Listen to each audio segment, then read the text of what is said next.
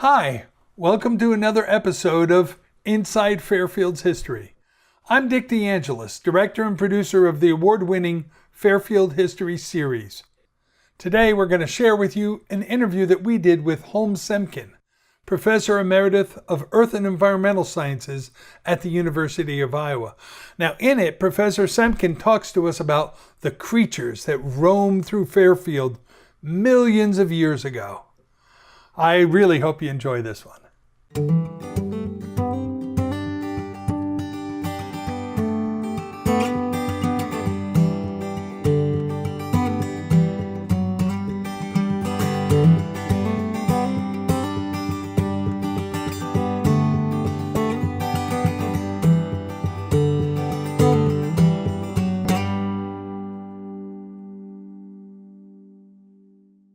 I'm Holmes Semkin, Professor Emeritus from what is now the Department of Earth and Environmental Resources at the University of Iowa. And I spent most of my college teaching career here, beginning in 1965, and I specialized in fossil vertebrates, primarily those from the ice ages, but my courses did include some of the earlier material that we'll be talking about today. Geology, of course, is a broad-ranging subject. It's earth-wise, and there's such a thing as planetary geology, so it starts in small places like Iowa City and Fairfield and expands on into space.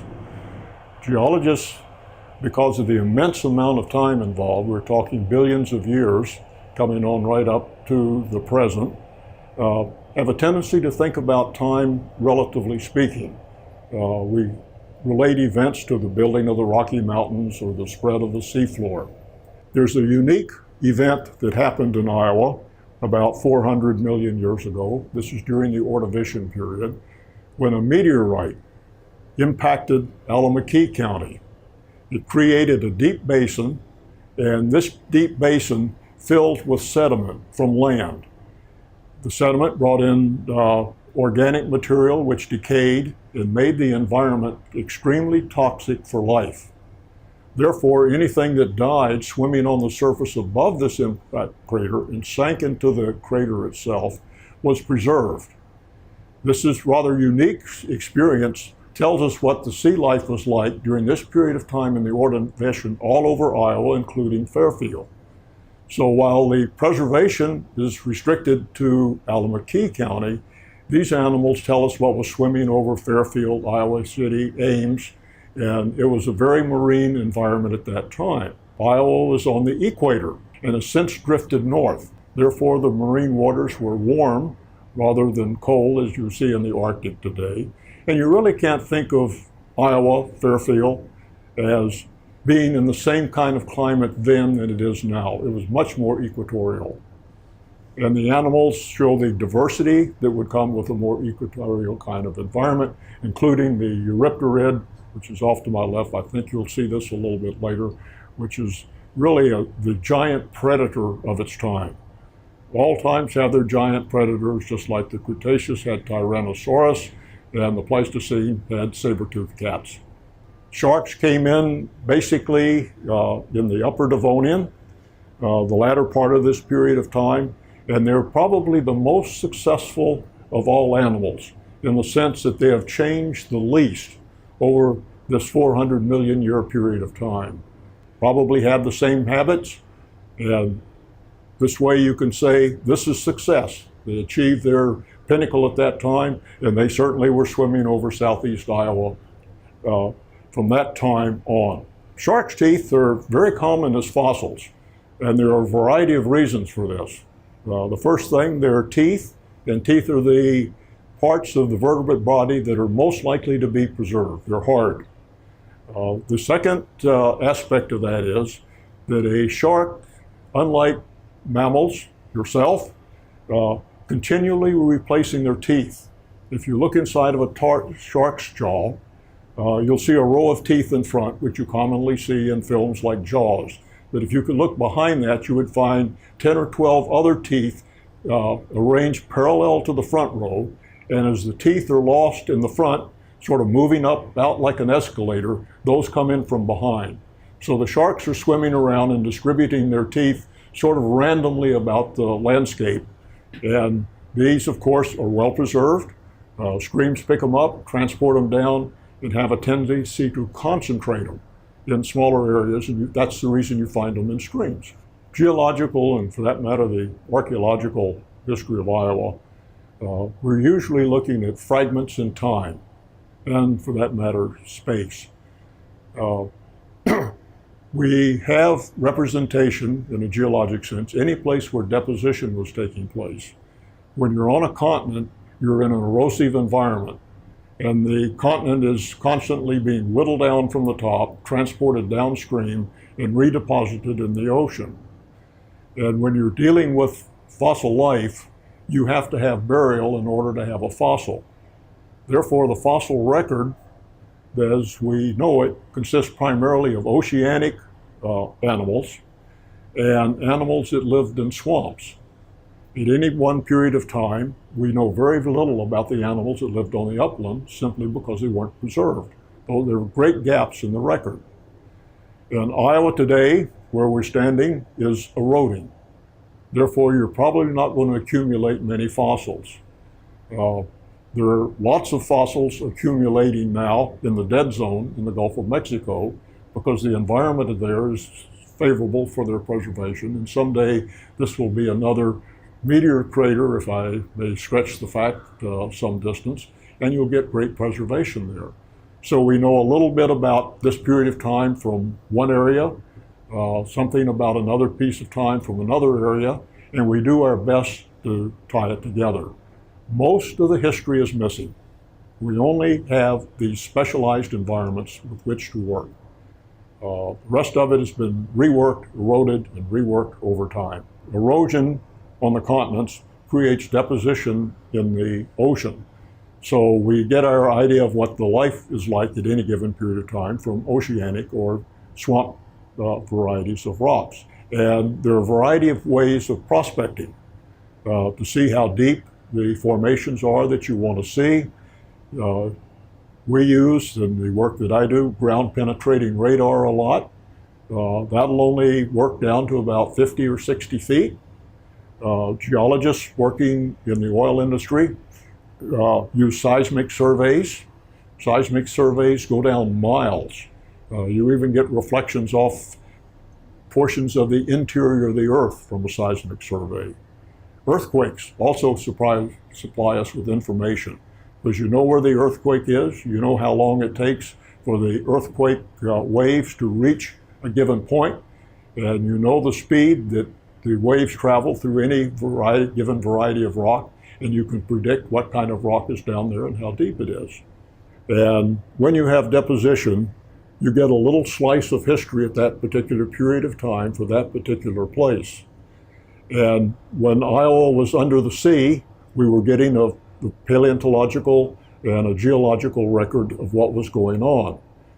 Those rocks were redeposited from some other land source, which was losing the geologic record at that particular period of time. Thus, Iowa presents a slice of geologic history for various periods of time throughout history, and geologists try to take these slices and put them together, sort of like slicing a piece of ham from different hocks and making a complete record of what life was like worldwide. What happened here applies everywhere, and what happened there applies here. There's a great gap in Iowa time from the Cretaceous, when dinosaurs were on Earth, probably not in most of Iowa, but certainly here, to the Ice Ages. This Ice Ages started about 1.6 million years ago, and the record in Iowa primarily is restricted to that period of time from the last glacial 10 to 15, 20,000 years ago. And during that period of time, and this is my special area of interest, a number of animals were ranging in Iowa. Most of you have heard of mammoths and mastodons. We find those to be the most common animals to appear in Iowa.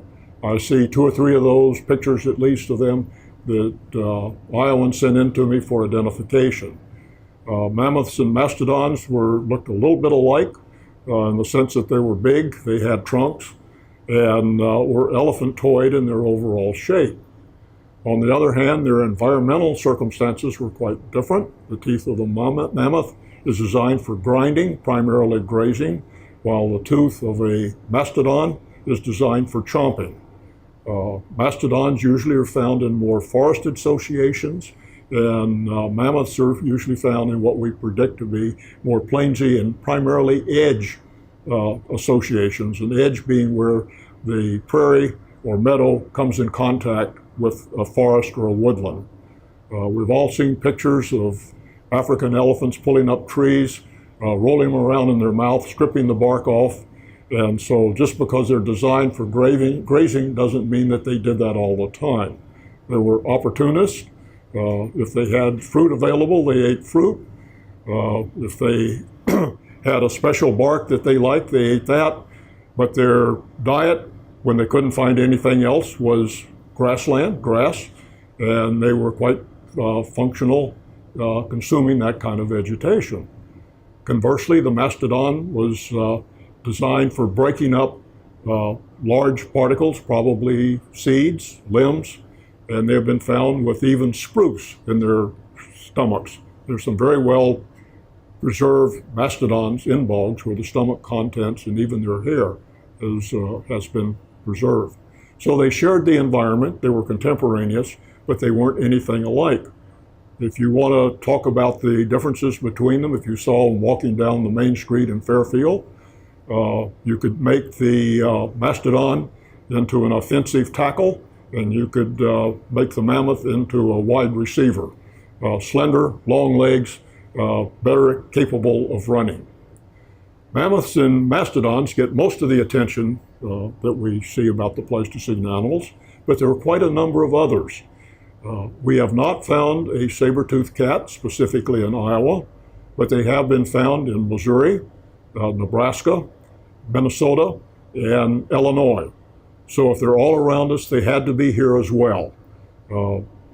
Personally, I'd be delighted if one came up, but I'm very confident that in Fairfield, saber-toothed cats were looking after the mammoths and mastodons that also certainly were there. The Great Ice Age fauna resembled more that of Africa today than it does Iowa today, or Iowa after the glaciers receded. And included in the Ice Age fauna were animals called giant ground sloths. This is the model, a cast of a claw of a giant ground sloth we found in Shenandoah, Iowa. Actually, we found an adult, and during the excavation, we found a smaller individual, a juvenile, which we ultimately call the juvenile, and then still a smaller one, which we nicknamed the baby. So we had an adult, a juvenile, less than would be a teenager to be sure, and a baby. Giant ground sloths were notable for the large claws that they have. And you may not have known this, but Thomas Jefferson was a very avid paleontologist, and he had a large vertebrate fossil collection. And in this collection, he had a claw that looked very much like this, and one that had two bones, the next two bones, these were finger bones. This happens to be a toe, but we'll talk in terms of fingers in his collection. And he thought that he had a large cat. And he named this thing Megalonyx, mega being large, lonix being claw, and decided that large cats were roaming in North America. He was very happy about this because he was arguing with Count Buffon in Europe, and Count Buffon thought that all things living in North America were diminutive, and he would even expand this to the people. And Jefferson was insistent, since a little bit of cartilage was found with this claw, that these animals were still living out in the western part of the United States. And one of the prime reasons that he sent Lewis and Clark west was to find and prove that these large extinct mammals existed in North America and made Europe look diminutive in terms of its fauna. Just after he published the Megalonyx being a lion, he read a paper about some ground sloths from a cave in South America. At that time, you didn't have instant communication, and there were illustrations of a complete sloth, and here was the claw. And so he knew right away that he had been had in terms of his interpretation. Giant ground sloths are fascinating animals. There is a replica one in the University of Iowa Museum of Natural History. And if it were sitting here beside me, I could reach up like that and maybe pat the top of its head. They had unusually long arms, presumably for pulling down branches to eat. And it's been suggested that the claws were useful for babies because they could hang them in trees for protection overnight. At any rate, this is the claw of a giant ground sloth, and I think if you compare this with your big toe, you're going to decide that these were giant animals after all. There were two kinds of these in Iowa. This happens to be megalonyx, and at the site where we discovered what we call the Tarkio Trio for the Tarkio Valley Creek, there also was another ground sloth, a paramylodon, not associated with the site, but was found, as we were talking earlier, in stream gravels. It died someplace and was transported downstream. Not very far because it wasn't rounded or eroded. There were a variety of others. There were giant elk, that probably a misnomer. It has a scientific name. It really doesn't have a vocational name, simply because they're not around and there weren't hunters and trappers to apply a common name to these particular animals. So it was a period of time of giant animals. We had in Iowa musk oxen. You think of musk oxen as being from the Arctic. The ones living today certainly are, and those living today were down in Iowa during the last glacial advance. They were also associated with another musk ox, something we call the woodland musk ox. Both woodland musk ox and barren ground musk ox, the Arctic musk ox, have been found in Iowa and in deposits that are not all that far from each other. So the question becomes, how does an Arctic animal live with a temperate animal? And we know there were other temperate animals there because my specialty is fossil rodents. And during that period of time, the fossil rodents representatives in Iowa included some from the tundra, some from the boreal forest. But the interesting thing, the most fascinating thing is those that are here now did not leave. They were not pushed south. So the species diversity went from about 15 to 16 different kinds of small mammals at that time to 30 to 35 living together. The environment during the glacial time was much more diverse than the environment we see today, and this allowed Arctic animals to live side by side with temperate woodland animals. The question always arises, what was the interaction of people with these large megomammals? And while people were not here during the time of the dinosaurs were long extinct 65 million years ago before they arrived. But depending on how you measure time, people arrived in North America around 13,000 years ago. And during this period of time, all of these animals that I've talked about, and many others, there were lions, true lions in the sense of the African lion living here today. There were cheetah-like animals living here today, like I said, the Africa collection. And the first Americans undoubtedly encountered these animals. Some people think that their arrival accounts for their extinction, and that the time of extinction of these animals and the time of the arrival of people are almost contemporaneous. People certainly were here a little bit before. There's no question about that, and it would take some time for them to create this event. Not everybody agrees with this, mostly because you rarely find human remains, artifacts, in association with the extinct mammals. This also, at exactly the same period of time, was a period of immense climatic change. We went from this very diverse kind of environment that I was talking about earlier to a more continental kind of environment like we have today, a continental environment being one with high summer highs and low winter lows. The thing that drove the barren ground musk oxen out of Iowa wouldn't be the winter temperatures, it would be the summer temperatures. So we're talking about seasons of equability for these various animals. And you get one bad season, particularly if it were the calving season, this would create their extinction as well. Some people think that both were working together. I personally fall more into that camp, even though I don't believe they could have done it because the Africans didn't do it without the climate change taking place. But people were here, the first Americans were here. Their points have been found in Iowa, been found in eastern Iowa. I don't know about Fairfield, but John could help you with that.